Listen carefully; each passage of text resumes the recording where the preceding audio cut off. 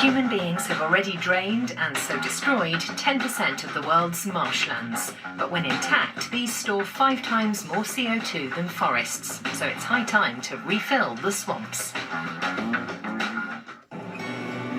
Deep in the heart of Virginia's marshes, with the manager of this nature reserve, Chris Lowy.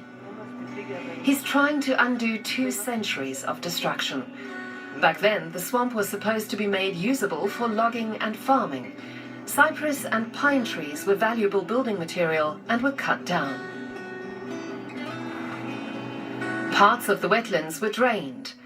The protected area is 500 square kilometers in size, and Chris Lowy's task is to bring back the water. Lake Drummond is central to this.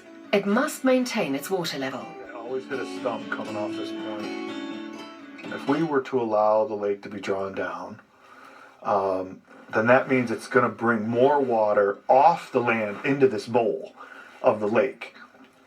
And so by keeping the lake level up to a level that will hopefully keep the groundwater level up, right, around the perimeter of the lake. 250 years ago, slaves had to dig a huge network of such canals.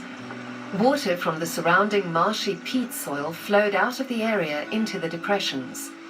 The peat dried out, and peat is the planet's best CO2 reservoir, but only if it's underwater.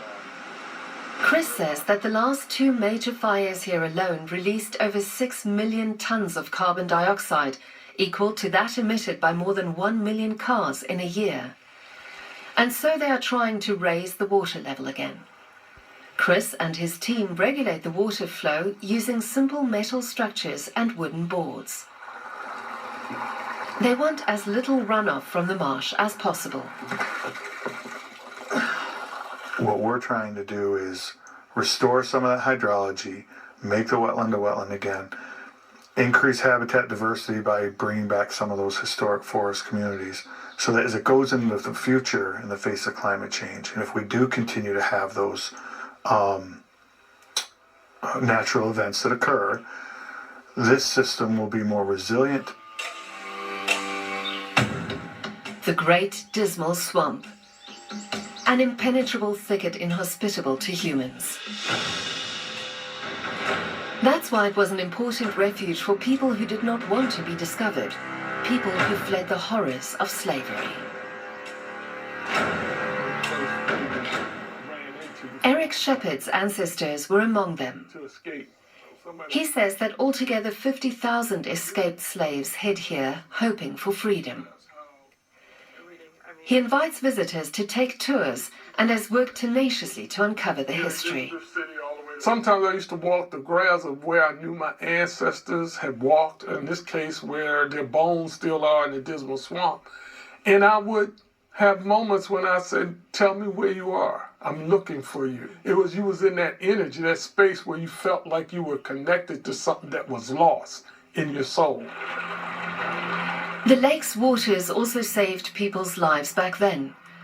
The canals were clandestine trade and escape routes.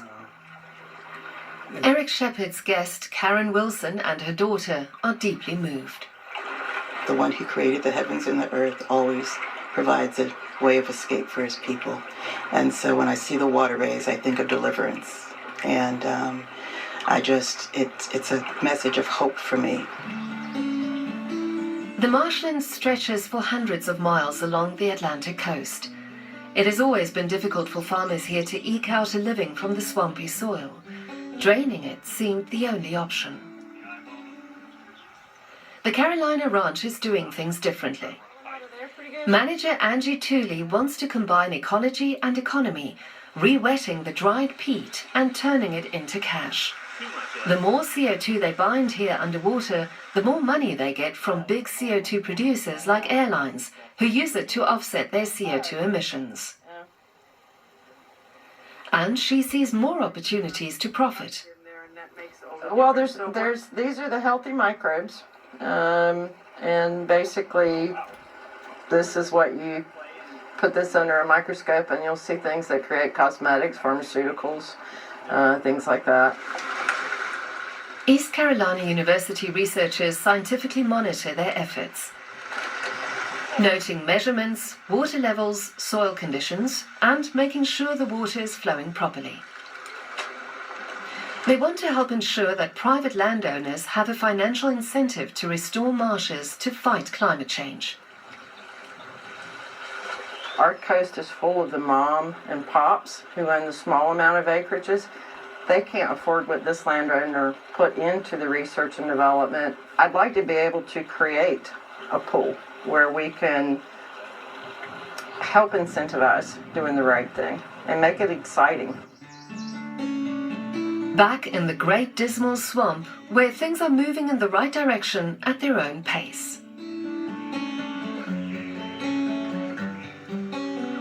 Chris Lowy has to turn back time to move forward. From the natural influence. In the face of climate change, it's going to be a healthier system if it's a wetter system, and that it can serve as a wetland. It can serve as a buffer between all the 1.5 million people that live around us. Climate change is happening faster than ecosystems can evolve.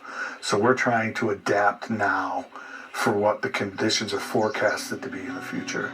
So that, even under extreme conditions, millions of tons of CO2 are safely sequestered here in the marshy soil.